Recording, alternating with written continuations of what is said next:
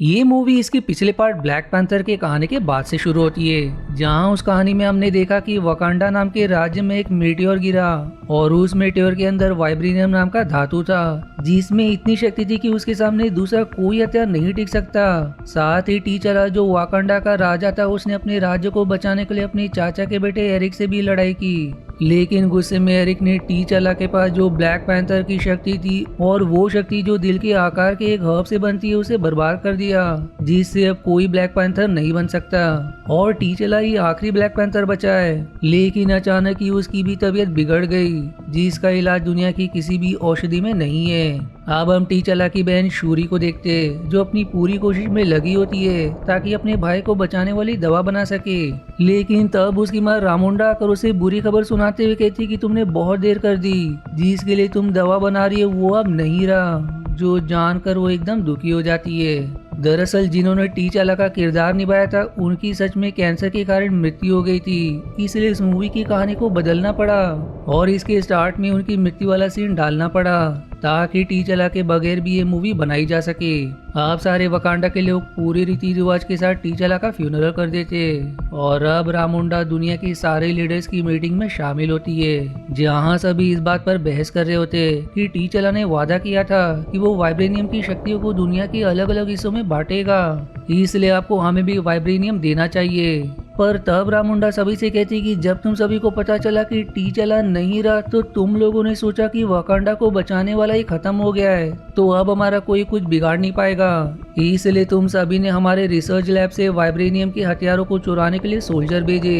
लेकिन तुम सभी गलत हो, मैं अब भी जिंदा हूँ जो वकांडा को बचाने के लिए लायक है। जो इतना कहकर वो उन सारे सोल्जर्स को वहाँ लेकर आती है जो वाइब्रेनियम के हथियार चुराने आए थे। तब वो सभी से कहती कि अब वकांडा दुनिया से वाइब्रेनियम को नहीं बांटेगा। दूसरी तरफ हम कुछ लोगों को देखते हैं जिनके पास एक ऐसी मशीन है जो समुंदर के अंदर से वाइब्रेनियम को ढूंढ सकती है, इसलिए वो सभी समुंदर के अंदर मशीन ले जाकर वहाँ वाइब्रेनियम को ढूंढने लगते हैं। पर तभी उन पर कुछ अनजान लोग हमला कर देते हैं, जिन्हें तालोकान कहा जाता है। वो सभी एक ऐसी धुन बजाते हैं कि सारे लोग हिप्नोटाइज होकर समुद्र में कूदते हुए अपनी जान देते हैं। साथ ही तालोकान लोग उस मशीन को भी बर्बाद कर देते हैं। अब अगले सीन में जब रामुंडा और शूरी समुद्र के किनारे बैठे होते हैं कि तभी समुद्र के अंदर से तालोकान का राजा नामोर बाहर आता है, जिसके पैर में पर लगे थे, जिन परों की मदद से वो समुद्र के साथ साथ जमीन पर भी रह सकता है।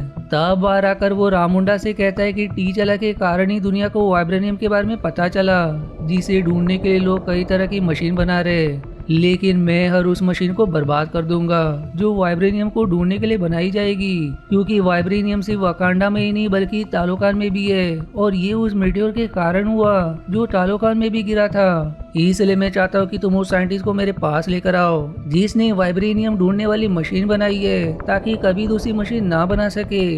जिस काम के लिए मैं तुम्हें 1 हफ्ते का समय देता हूँ और 1 हफ्ते के अंदर अगर तुम उस साइंटिस्ट को नहीं ढूंढ पाई तो वकांडा के ऊपर कहर बरसेगा, जिसकी जिम्मेदारी सिर्फ तुम होगी। जो इतना कहकर वहाँ से चला जाता है। अब रामुंडा उस साइंटिस्ट को ढूंढने के लिए शूरी और अपनी जनरल ओकोयो को भेजती है, इसलिए वो दोनों सबसे पहले सीआईए के एक साथी रॉस के पास आकर उस साइंटिस्ट के बारे में पूछते हैं, जिस पर रॉस कहता है कि वो साइंटिस्ट एक 19 साल की स्टूडेंट रीरी है, जिसके पास काफी तेज दिमाग है और उसी दिमाग का प्रयोग करके उसने वो मशीन बनाई थी। इसलिए शूरी और ओकोए दोनों अब रीरी के पास जाते हैं और उससे कहते हैं कि तुम्हें तुरंत हमारे साथ चलना होगा वरना तुम्हारी जान खतरे में पड़ सकती है। जो सुनकर वो घबरा जाती है, इसलिए उनके साथ जाने के लिए मान जाती है।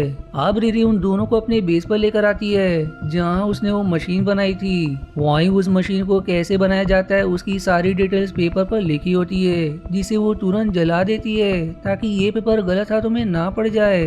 पर तभी वहाँ सीआईए के एजेंट्स आने लगते हैं, इसलिए उन्हें वहाँ से भागना पड़ता है। सीआईए वाले भी उनके पीछे पड़ जाते हैं, लेकिन तब भागते हुए उन सभी पर तालोकान के लोग भी हमला कर देते हैं, जिसमें रिरी और शूरी तो बेहोश हो जाते हैं। लेकिन ओकोए अकेला उनका सामना करती है, पर उनके पास वकांडा के लोग से काफी ज्यादा ताकत थी, इसलिए ओकोए उनके सामने कमजोर पड़ जाती है।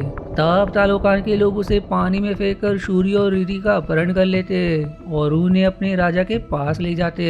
अब ओकोये रामुंडा के पास आकर उसे शूरी और रीरी के अपहरण वाली बात बताती है, जो सुनकर रामुंडा घबरा जाती है और गुस्से में वो ओकोये से कहती है कि तुम्हारा एक जनरल होने का क्या फायदा जब तुम राजकुमारी को ही नहीं बचा सको, इसलिए मैं अब तुम्हें जनरल के पद से हटाती हूँ। जो सुनकर ओकोये दुखी हो जाती है। अब रामुंडा टीचला की पत्नी नाकिया, जो कि 6 साल पहले ही वकांडा को छोड़कर चली गई थी, उसके पास जाकर कहती कि मुझे तुम्हारी मदद चाहिए। अगर तुम सच में टीचला को पसंद करती तो आज तुम उसकी बहन को तालोकान से बचने में हमारी मदद करोगी, जिस पर नाकिया मान जाती है। इधर शूरी नामुर के पास आती है, जहाँ वो उसे उपहार के तौर पर वाइब्रेनियन से बना एक ब्रेसलेट देता है। साथ ही नामुर उसे अपने बारे में भी बताता है कि तालोकान के लोग भी पहले इंसान हुआ करते थे, लेकिन एक बार तालोकान में एक अजीब बीमारी फैली जिससे अनगिनत लोग मारे गए। तब आगे से हमारे गुरु को समुद्र के अंदर वही हब मिला, इसलिए उन्होंने सभी लोगों को वो हब पिला दिया ताकि वो बीमारी से बच सके। लेकिन इस हब ने हमें ब्लैक पैंथर बनने के बजाय हमारे शरीर को ही नीला कर दिया और हमें ऐसी शक्ति दे दी जिससे हम जमीन पर रहने लायक नहीं बचे, क्योंकि जमीन पर रहने से एक मछली की तरह हमारा दम घुटता है, पर पानी में जाते ही हमें सुकून मिल जाता है। इसलिए हमारे लोग हर समय अपने मुंह पर पानी वाला मास्क लगाए रखते हैं ताकि वो जमीन पर भी रह सके। वहीं नामुर उसे आगे बताता है कि तालोकान के लोगों ने जमीन छोड़कर पानी में ही अपनी दुनिया बसाने लगे, जहां वो सभी सारी बीमारियों से परे थे। तब मेरी माँ ने मुझे पानी में ही जन्म दिया, पर हमारे गुरु ने मेरे जन्म लेने से पहले ही तय कर लिया था कि मेरी माँ की कोख से पैदा हुआ बच्चा ही तालोकान का राजा बनेगा, इसलिए सभी मुझे राजा मानने लगे। लेकिन जैसे जैसे मैं बड़ा होता गया मेरी माँ की आयु कम होते गई, जिससे वो एक दिन मर गई, पर उनकी आखिरी इच्छा थी कि उनके शव को जमीन पर ही दफनाया जाए। इसलिए जब मैं उनके शव को दफनाने जमीन पर आया तो कुछ लोगों ने हमारे जमीन पर बने पुराने घर को जला दिया, जिस गुस्से में मैंने उन सभी की हत्या कर दी। और तब से मैंने ये तय कर लिया कि मैं तालोकान को हर खतरे से बचाऊंगा। जो इतना कहने के बाद नामुर शूरी को पानी में मौजूद पूरी तालोकान सिटी दिखाता है, जो बहुत ही खूबसूरत था। अब ये देखकर शूरी खुश हो जाती है, जिसके बाद नामुर उससे कहता है कि तालोकान को बचाने के लिए मुझे सारे दुश्मनों का खात्मा करना होगा ताकि दुनिया पर सिर्फ तालोकान और वकांडा का ही राज हो। पर इस पर शूरी ऐसा करने से उसे मना करती है, क्योंकि इसका कोई फायदा नहीं होगा, लेकिन वो उसकी ये बात मानने से इनकार कर देता है। अब अगले सीन में जब रीरी और शूरी तालोकान में होते तभी वहाँ नाके आकर तालोकान के लोगों को धमकाते हुए शूरी को छोड़ देने कहती है, और इसी में वो एक तालोकान की लड़की को शूट भी कर देती है, जिससे वो लड़की काफी ज्यादा घायल हो जाती है। और तब मौका देख नाकिया शूरी और रीरी को लिए वहाँ से वकांडा के लिए निकल जाती है। फिर उस घायल लड़की के पास नामुर आता है, जिसे वो लड़की बस इतना कहकर अपना दम तोड़ देती है कि वकांडा से आई नाकिया ने मुझे शूट करके शूरी को अपने साथ ले गई।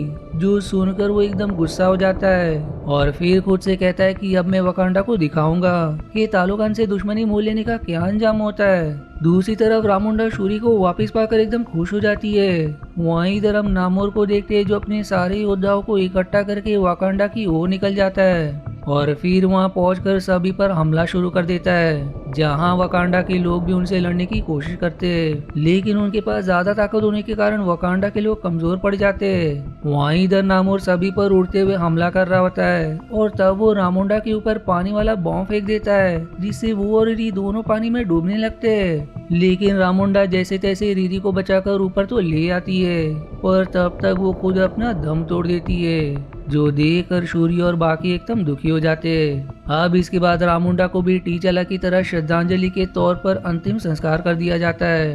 वहीं अब शूरी अपने उस अधूरे काम को पूरा करने की कोशिश करती है जिसे उसने छोड़ दिया था, और वो ये काम था कि दिल के आकार वाली हब बनाना, ताकि वो ब्लैक पैंथर बनकर नामुर से वकांडा को बचा सके। पर वो काफी सालों से इस काम में लगी थी, लेकिन अब तक सफल नहीं हुई। पर इस बार जब वो नामुर के दिए हुए ब्रेसलेट की मदद से उस हब को बनाने की कोशिश करती है तो भाग्य से वो बन भी जाता है, जो देखकर वो और बाकी खुश हो जाते हैं। अब शूरी को वो हब पिलाया जाता है, जिससे उसे अपने खानदान के किसी भी मरे हुए इंसान से मिलने का मौका मिलेगा, जो ब्लैक पैंथर बनकर जिस तरह से वो इंसान रहता था थोड़ी थोड़ी शूरी भी उसकी तरह बन जाएगी। शूरी तो चाहती थी कि वो टीचला के पास पहुंचे, लेकिन वो उसके पास पहुंचने के बजाय एरी के पास पहुंच जाती है, जो उससे कहता है कि मेरे अंदर बदले की भावना थी और अब वही भावना तुम्हारे अंदर भी है। मैं टीचला से बदला लेना चाहता था और तुम नामोर से, यही कारण है कि तुम मेरे पास आई। तो क्या तुम मेरे जैसा बनना चाहती हो? पर इसका कोई जवाब दिए बगैर ही शूरी नींद से जाग जाती है, जहां अब उसके पास ब्लैक पैंथर की शक्ति भी आ चुकी थी, लेकिन वो किसकी तरह बनी है ये हमें आगे पता चलेगा। अब शूरी ब्लैक पैंथर बनकर बाकी कबीले वालों से मिलती है और उन्हें वकांडा का साथ देते हुए नामोर से लड़ने के लिए कहती है, जिस पर सभी मान जाते हैं। दूसरी तरफ नामोर और बाकियों को पता चल जाता है कि वाइब्रेनियम ढूंढने वाली एक और मशीन बन चुकी है, जिसकी मदद से समुद्र में वाइब्रेनियम ढूंढने का काम भी शुरू हो चुका है। जो जानकर नामोर एकदम बौखला जाता है और समुद्र में जाकर तुरंत उस मशीन को चेक करता है, लेकिन वो मछली नकली निकलती है, क्योंकि ये शूरी की चाल थी नामोर को तालुकान से बाहर लाने की। तब शूरी अपने साथियों के साथ मिलकर नामोर और उसके साथियों पर हमला शुरू कर देती है, जिससे देखते देखते दोनों तरफ से घमासान युद्ध शुरू हो जाता है। लेकिन इसमें नामोर अब भी सबसे ताकतवर दिखाई दे रहा था, पर जैसे ही वो शूरी को मारने उसकी शिप के अंदर आता है, शूरी दरवाजा बंद करके उसे लॉक कर देती है और तुरंत वहाँ का हीटर चालू कर देती है, जिससे नामोर को तकलीफ होने लगती है, क्योंकि वो जमीन पर तो रह सकता था लेकिन गर्मी बर्दाश्त नहीं कर सकता था। इसलिए वो गुस्से में शिप को ही तोड़ने लगता है, जो देखकर शूरी शिप को वहाँ से रेगिस्तान ले जाती है। लेकिन तब भी नामोर शूरी से लड़ रहा होता है और मौका देख उसके अंदर अपना भाला घुसा देता है, जिससे शूरी एकदम घायल हो जाती है। नामोर को लगता है कि वो मर गई, इसलिए वहाँ से जाने लगता है, पर तब शूरी हिम्मत करके अपने अंदर से उस भाले को निकालकर वहाँ से हट जाती है, क्योंकि भाला इंजन में घुस गया था, जिससे एक जोरदार धमाका होता है और उस धमाके में नामोर एकदम घायल हो जाता है। तब शूरी उसकी गर्दन पर भाला रख देती है और अब हमें पता चलता है कि शूरी अपनी माँ रामुंडा की जैसी बनी है, इसलिए वो नामोर को मारने से पहले कहती कि तुम्हारे ऊपर पूरे तालुकान के लोगों की जिम्मेदारी है, अपनी हार मान लो, हम तुम्हारे वाइब्रेनियम की रक्षा करेंगे। तब अपने लोगों की सोचकर नामोर खुद ही हार मान लेता है और अपने सारे लोगों को आत्मसमर्पण करने को कहता है, जो देखकर सारे वकांडा के लोग एकदम खुश हो जाते हैं। अब मूवी के आखिरी सीन में नाकिया शूरी को अपने बेटे से मिलवाती है, जो टीचला का असली बेटा है। उसने मरने से पहले ही नाकिया से कह दिया था कि जब तक सही समय ना आए मेरे बेटे को दुनिया से छुपा कर रखना। जो देखकर शूरी एकदम हैरान पर एकदम खुश भी हो जाती है कि वकांडा को अपना अगला वारिस मिल गया, यानी कि इसका तीसरा पार्ट भी रिलीज होगा। और फिर इसी मिक्स फीलिंग के साथ ही मूवी यहीं समाप्त हो जाती है। आशा है आपको मेरी एक्सप्लेनेशन पसंद आई। यदि हाँ तो प्लीज वीडियो को लाइक करना और चैनल को सब्सक्राइब करके सपोर्ट करना ना भूलें। मिलते हैं अगले एक्सप्लेनेशन वीडियो में, तब तक के लिए धन्यवाद दोस्तों।